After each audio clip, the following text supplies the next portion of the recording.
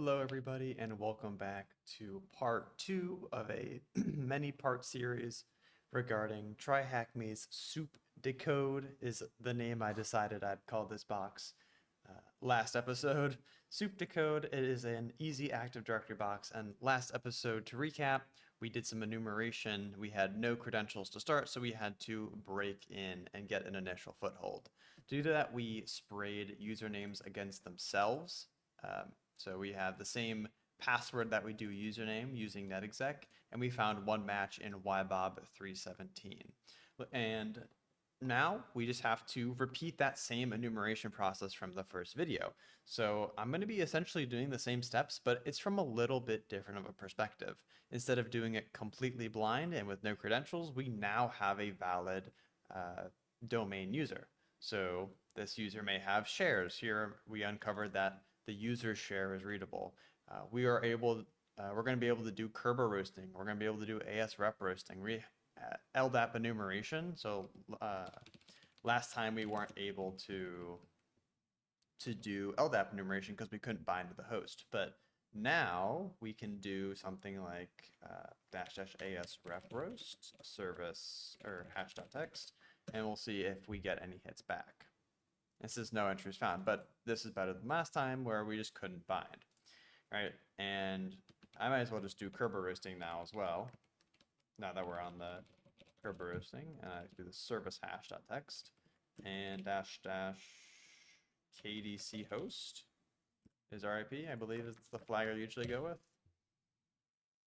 And we found a lot. So these are actually the service accounts that we scoped out last video. So in our cat important users.txt, these are all of the service accounts that we identified, except we do not have file service. I saw file service up here, and we don't have that. But now we have service hash.txt, and it's a big file full of these service hashes. And I'm going to crack these on my host machine. So I'm running on Windows as my normal desktop computer. Obviously, this is Kali Linux, but the reason why you crack hashes on your host machine is because hash cracking is GPU intensive. And on a Kali Linux instance inside of a virtual machine, you don't have an attached GPU that can do that cracking. So it uses CPU instead. And it makes it incredibly slow, incredibly inefficient. So I'm going to make a slight cut here. I'm going to crack these hashes on my host machine, and I'll show you the results if we get any. Alrighty, so coming back here, as you see, I made a new file with, close that, new file with all of the hashes here, close that, and then I passed that through, cracked it against rocky.txt and using the hash mode 130-100, and we actually do get a password back. So I was kind of not expecting this to happen, but this is something that we can add to our arsenal. So we have for the file service user password 123 exclamation point exclamation point. So thank you hashcat, and then nanocreds.txt. Guess I already made a file creds. We can do ybob, and then file service here. Ybob, is it 319? Let's see. ybob, yes, 317. I'm going to list out shares one more time because that's going to be the next point of entry. Oops. ybob 317, guessed. Okay. We have our updated creds file, and we can look at file service a little bit later, but for now, I'm going to look through this user share because it was the most recent discovery, I suppose, from last video. So to do that, we can use SMB client. So we'll do SMB client, and it'll just be the IP here. Oops, I don't know what I just did. I just copy pasted my Control C to get out of that. That was weird. SMB client, and I just want to copy paste the IP here with the share name, which is just users, and then -U, capital U indicates our user that we're going to log in with. In this case, it's going to be ybob. And then % is the password. So here, you can log in. We won't be able to say who am I, but we can do ls, and we see a bunch of stuff here. So it is it looks like it's just the mounted like C:users directory, which is really interesting. So I'm assuming we won't be able to cd here. Yes, so access denied, but we probably will be able to, what about all users? Wonder if I'm able to cd there. And we have to add quotes here because there's a space. And it's a symlink. That's interesting. Let's just keep it simple. Look at what we have.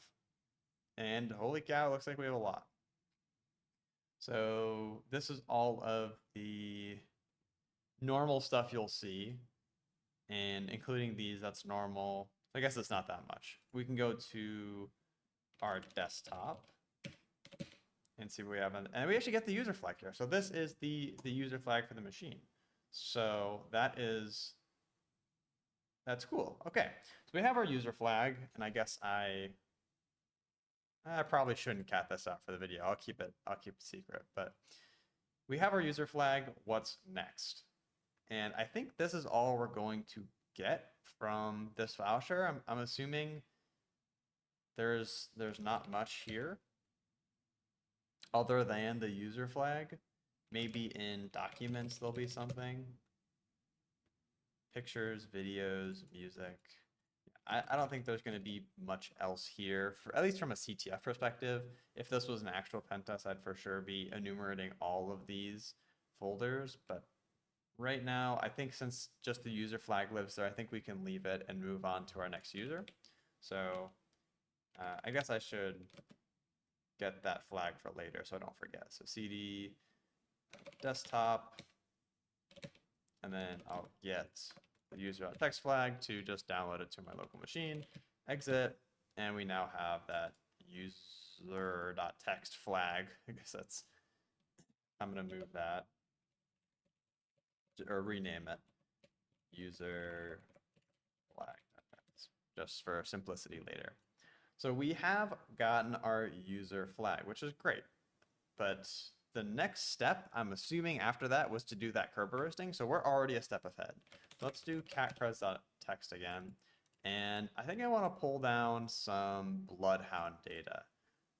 I'm going to an exec smb.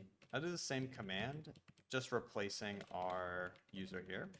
So instead of ybob, we're going to move on to FileServer, just to see if the FileServer has any additional shares that we're missing out on.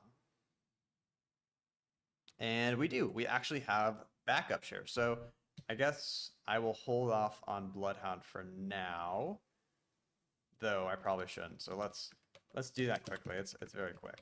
--bloodhound --DNS TCP DNS server, and then -call. I believe that's right.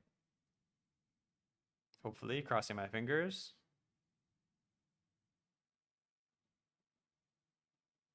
Looks promising.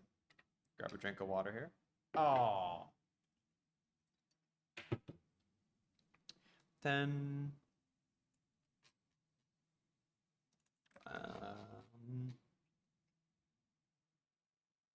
maybe it's my Etsy host file. Is this updated? Before this, I was having a lot of trouble. Okay, it is updated. I was having a lot of trouble connecting to this machine for some reason, so that could be a issue. Let's see here.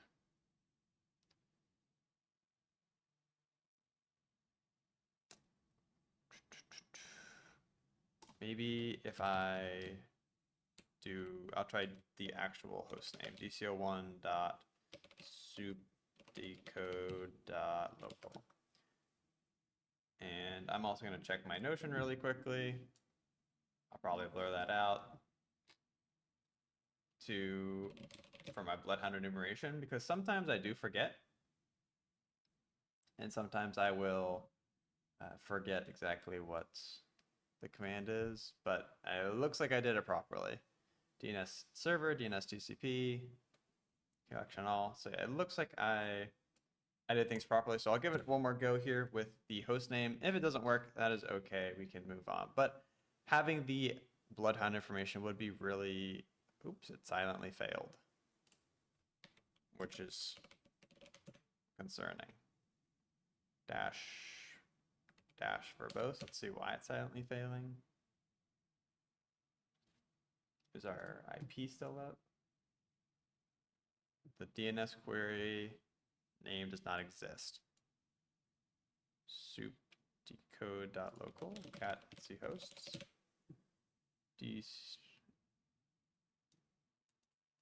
SoupeDecode.local. Can I not read?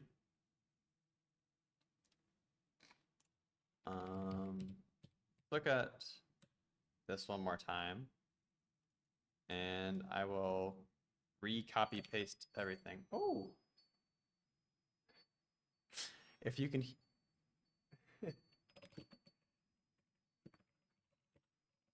If you can hear that in the background, that was my rice cooker. I'm cooking rice right now, and it just finished. So if you could hear that, hopefully you enjoyed the tune there. So DCO1.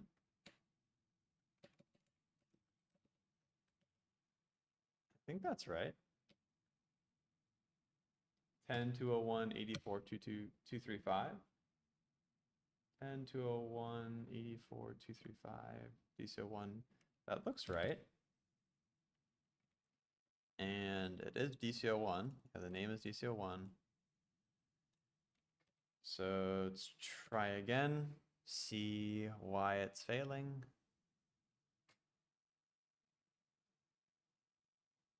The DNS query name does not exist.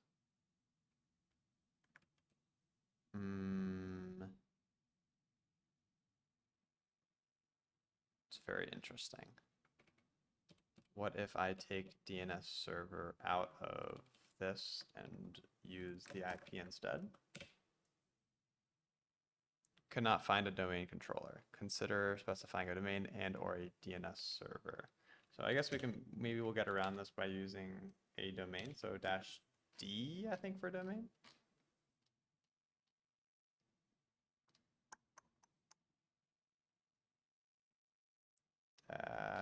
-d for domain. So it'll be SoupeDecode.local.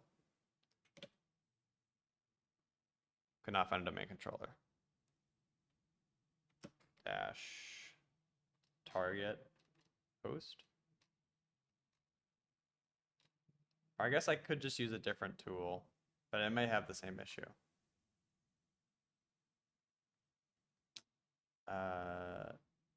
Okay, let's put this on the back burner for now and go back to what we were originally doing. My mind likes to just jump around to whatever seems flashy at the time, and in this case it was Kerberos, or sorry, not Kerberos, but Bloodhound. And we saw how that went. So I suppose this was an issue try to resolve, but I'm not gonna put any more time into it because we have a backup share that we can read. So we can use the same exact thing here, same exact syntax. And instead of users, we're going to go into backup. And instead of ybob, we're going to authenticate with file service and password 123. Just like this, that should work. And I'm missing a quote somewhere. I see, I'm missing a single quote at the, whoa, what the heck? Backup, 123 quote, file service. There we go. And I'm missing the 2 exclamation marks. There we go.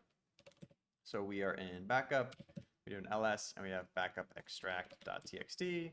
Let's download this. And it looks like it's the only thing in backup, which is kind of interesting, but not the craziest thing in the world. Let's see what this says. And we have hashes. We have machine hashes. Okay. So we have machine hashes for the web server, the database server, Citrix server, file server, mail server, and all these different servers. Having machine hashes is very interesting. I don't know how useful it is, but let's make a note of it. So I'm going to put these in a file, nano machine hashes.txt, and let's try to do some live voodoo magic. Cut, so cut on the delimiter of a colon. So it'll be this first colon, and we want 1, 2, 3 to get the LM portion. So field 3. Oops, I need to specify the file. And one more. Field 4. So these are the hashes that we actually care about. These are the ones that can be cracked. And I will, once again, be cutting off the screen to do this. It's on my host machine. So I'll open up this file, and this is sort of a sneak peek of what's actually happening. I'm opening this file, I'm pasting in the hashes, and then I'm opening a command prompt, and then going and using hashcat here on my Windows machine. So we'll see if this does anything. Hashcat.exe -m1000 for NTLM, and then hash rockU. And let's see if this does anything. And nope, it doesn't. So we're unable to actually crack these hashes, but that doesn't mean we can't pass them around and see if they authenticate to anywhere. And we have that users list, right? Oh, isn't it like 1,000 words, 1,000 lines? Word count, new users.txt. This may take a while, but I think it's worth doing here. And we, of course, can authenticate here. So if we want to authenticate for some reason as the, let's say the file server, and instead of file server, and then we do the $sign to indicate it's a machine account. The hash here, -h. I think we have to put a colon here. We should be able to authenticate. Invalid NTLM length. Maybe I don't put the colon. Yep, and we actually get pwned. So that gives me hope that we might actually be able to just straight up dump secrets. Whenever you see pwned on SMB, that's a really, really good sign. So I'm gonna actually try that right away. So impacket secrets dump, and it's going to be on SoupeDecode.local with the user of FileServer and the password of, or it's going to be a hash, so -hashes here. And I think it's for impackets when you do this :lm. And I will escape these. FileServer at this host. Let's see what happens. See if we can actually do this. And that syntax may be wrong here, but it's actually looking quite good. And we are able to, I don't want to speak too soon, but it's looking like we're able to dump hashes, at least for local. So these are local accounts on the domain controller that's actually dumping here. So we have the local administrator hash for dco1.soupecode.local. I wonder if all of these hashes are pwned, or if I just made a really lucky guess with FileServer. So these are the dumping now. Yep, and this is really what we want, right? This is the domain administrator of ntds.dit. So here it was dumping the SAM hashes, and here it's dumping all of those users we saw. It's dumping all of their passwords, which is a huge list of passwords. Right, but what we care about is up here, we want the domain administrator. Okay, and I guess we need to RDP in now, because we can't, or we can just drop a SMB exec shell. So I'll let that run. I'm going to open a new terminal here. CD into, I'll make this bigger, CD TryHackMe SoupeDecode, nano add, actually I have to paste it here. So this is the administrator hash. So if we do SMB, or sorry, netexec, SMB, whatever IP is, let me go and copy it. -u administrator -h our that's the IP, our hash dash, and we should just get the pwned. Yep, because we are the administrator. And that is pretty much the box. I just need to get command execution now, and we can do that super easily. I can do that through impacket. Let's do smb exec, and I'm going to do SoupeDecode.local administrator and at RIP here dash hashes of this, and it should just straight up drop us a shell, and we get access denied. Okay, that's funny. Let's try ps exec. Access denied. Interesting. The process has requested access to an object but has not been granted those rights. So somehow, despite having access to the shares, I'm assuming we have access to all these shares. I guess we could, if it's the user share,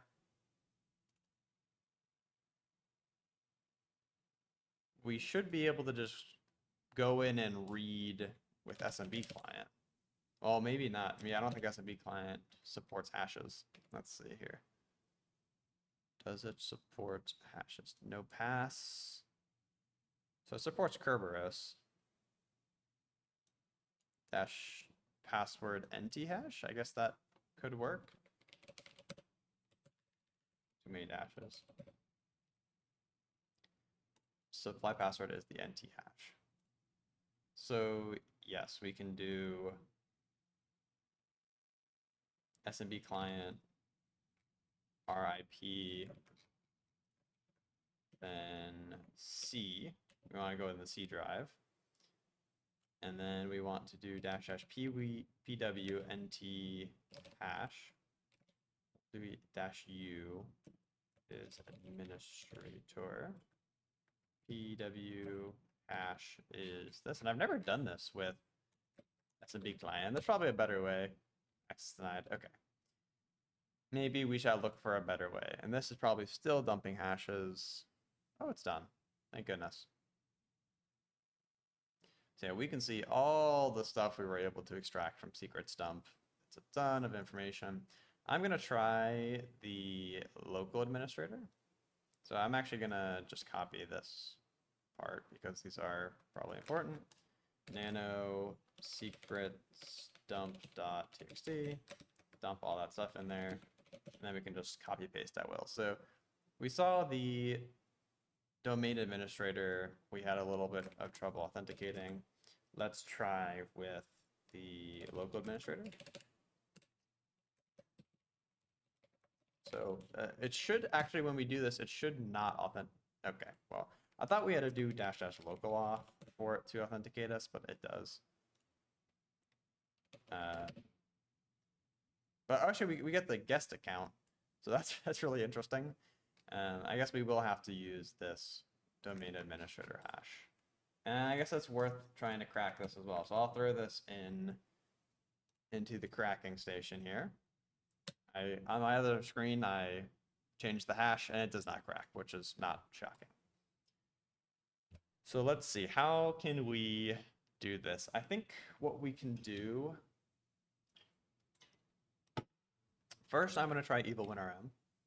I know, and I'm not entirely expecting this to work because we did some enumeration and we found out that what am I looking for? The domain administrator hash, which is right here. We found out that winrm actually wasn't open, so this should not resolve. If it does, I'm very lucky. And my enumeration was wrong, but it looks like it's timing out, and this is just a proof of concept thing to sort of reiterate our enumeration point that winrm is actually not open. And you may be wondering, well, why can't we just RDP in? And that's because we, to my knowledge, it's a really tough time using hashes to RDP in. Like, I've never done it, and I don't know if there's a way to use hashes like and pass the hash to RDP in. So I don't think that's a a method. I'm going to go back to impacket. Let's try get TGT, and we can do 10, 201, 84, 235, and this is just going to give us a ticket, a TGT ticket, and then we can just put it in our kerberoast, and it should be a little easier to maneuver. I think that's the syntax. Empty domains not allowed in kerberoast. I believe impacket get tgt-h. Let's see here. Do I have DCIP? I do.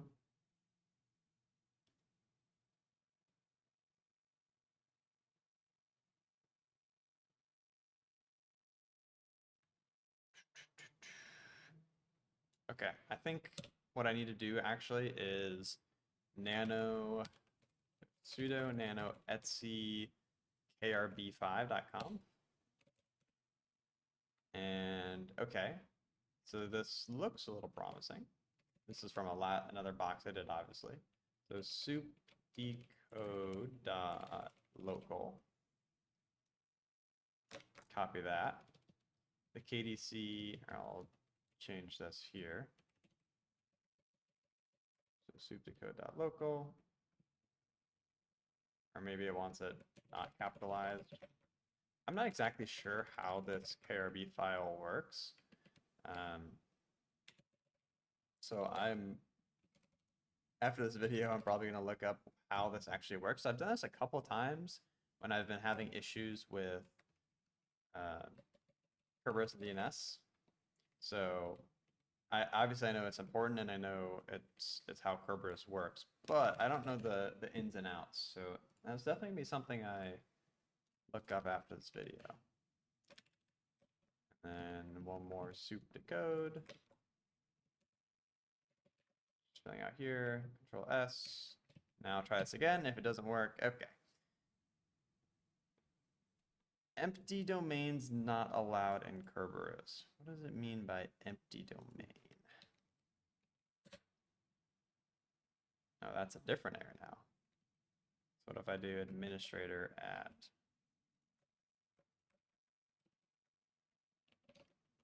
soupdecode.local / KC client not found in Kerberoast database. What if I do the backslash? Okay, so I think the backslash was giving issues. This is better, but still not working.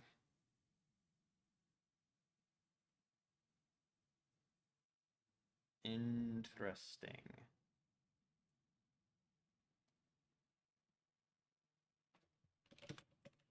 Yeah, I think this is one of the put this on the back burner because it makes the job a little easier. I don't think we need it. So SMB exec, again, and I'm not sure. Let's go back to our syntax here. I guess this could help. So this is from another box that I was doing, and I guess we can just copy this syntax here. So we're gonna do soupdecode/administrator and then at dco1.soupdecode. Look, and I find that a lot of these are very finicky, and this is really the live look at all of this. Obviously, I did not prepare for this box very well. Well, it's not very well. I just didn't prepare for it at all. And this is the live look of the thoughts that go through my mind and how we do this. And this hash is going to be wrong. I need to catch secret stump to grab this full hash. And then input it here. And maybe, if we're lucky, still no, access denied. A process requested access to an object but has not been granted those rights, which is interesting because we are the administrator of the entire domain. So very, very interesting. Let's go back to or nmap scan. Let's see exactly what's working. So we have RDP, and I'm hoping that we don't have to actually use RDP to get the flag, because that's just annoying. And like x-free RDP 3-h. There's a ton of stuff here, but I don't know if hashes is an option. So we can use kerberoast, but I don't think that's the same as like a ticket, a kerberoast ticket. I think that's just other options. So we may be, despite being able to dump secrets from the domain controller, we might still be having some trouble, which is very strange. So maybe let's check some netexec modules and see if we can run commands from netexec. So netexec.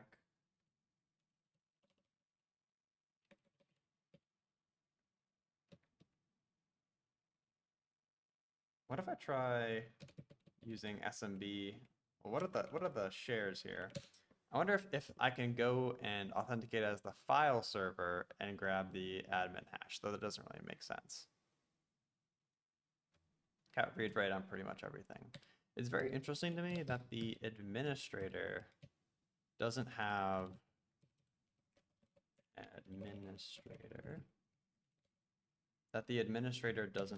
access to the user share. That to me is quite interesting.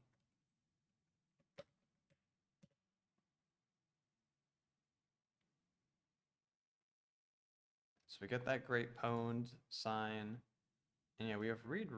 It's very interesting.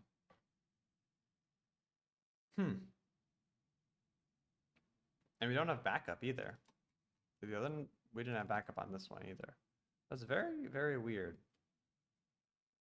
Let's see, how else can we get a shell here? What else can we try?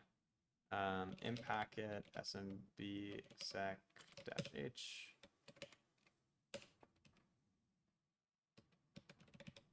Did we try the full hash? Yeah, we tried the full hash here. At target name. Administrator at dco1.local. Maybe if I need to specify DCIP one more time, if that could help.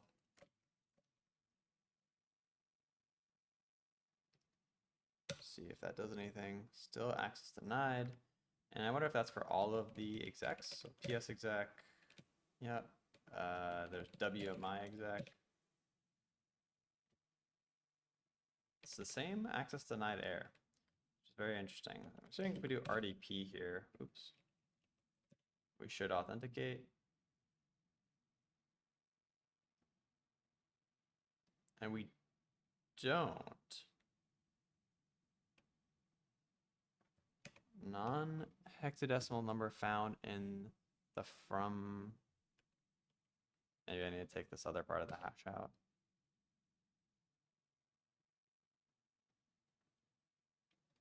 So it works. So I guess I'm going to do some research here on the side here of how to, and I guess I could just do this in Firefox.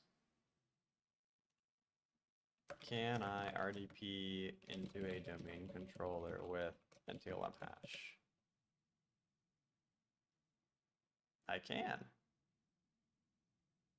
You must be specialized. Oh, XFree RDP supports pass the hash techniques. Does it now? Hold on. We might be in business, guys.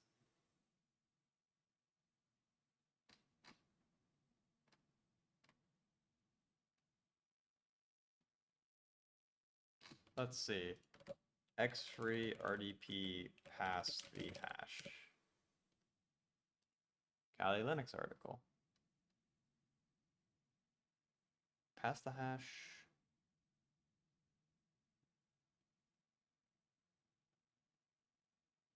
Well, that looks nice. XFree RDP. I wish I could copy paste that syntax, but we'll we'll have to do here. So I'll make this smaller and bigger at the same time. Drag this over. And again, as this is the raw look of what happens in Noah's brain. P3 while things are going on, or while I'm trying to to do a box, and it's a lot, and it's kind of boring. So I'm sorry about that, but that is the truth. Hopefully you guys are problem solving with me, and you're shouting at your screen saying, "Oh, why aren't you just doing this? How do you not see this?" And trust me, I'm probably doing the same thing. So I have to cat out secrets dump.txt to grab our full admin hash. And then pass that here. And then use an IP of, keep forgetting it, I'm just going to copy it from my other screen. And that should be it.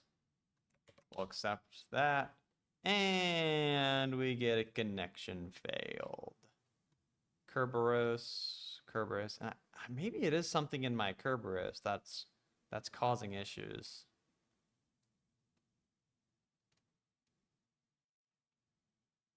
Okay, I wonder. This looks very nice. So what if I do I have this? exe? Oh, I do. Okay, hold on. Let's try this. This article may be a lifesaver. SoupeDecode decode.local/administrator. And we're going to use a %. Oops. Instead of our IP, we're going to be doing our hash.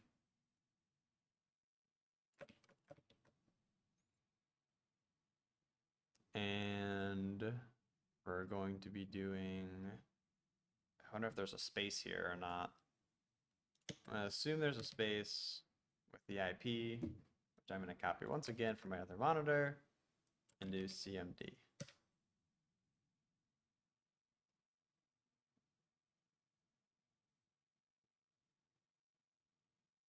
Maybe this looks good. This is the same. Oh, shoot. Who am I? Nice. Okay. So I've learned something new, which we should be striving to do every single box we do. But before I do that, and before I forget, I'm going to grab this dang admin hash, or dang root flag. There it is. And that's the box, guys.